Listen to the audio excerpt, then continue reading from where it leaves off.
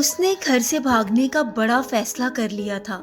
فیصلے سے اپنے بوائے فرینڈ کو آگاہ کیا۔ وہ خوشی سے چلایا، او یس، گریٹ میری جان۔ گھر سے بھاگنے کے لیے پچھلی رات کا وقت طے پا گیا۔ اسکول، کالج، یونیورسٹی، اس کی ساری تعلیم مکمل ہو چکی تھی۔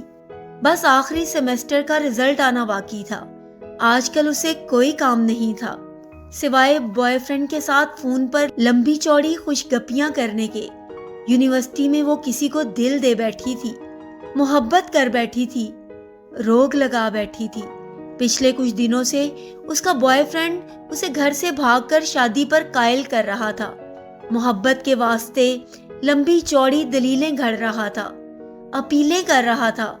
وہ بالکل پاگل ہو چکی تھی۔ ویسے بھی تو ماں باپ نے میری شادی کرنی ہی ہے، تب بھی تو مجھے گھر چھوڑنا ہی ہے۔ ویسے بھی اب میں میچور ہوں، اعلیٰ تعلیم یافتہ ہوں، عاقلہ بالغہ ہوں، اپنے فیصلے خود کر سکتی ہوں۔ ویسے بھی وہ لڑکا میری محبت ہے، والدین کو بتا بھی دوں تو بھی وہ میری شادی اس سے کبھی نہیں ہونے دیں گے، کیونکہ وہ تو میرے لیے میرے کزن کو پسند کرتے ہیں۔ اس نے گھر سے بھاگنے کا بڑا فیصلہ کر لیا تھا۔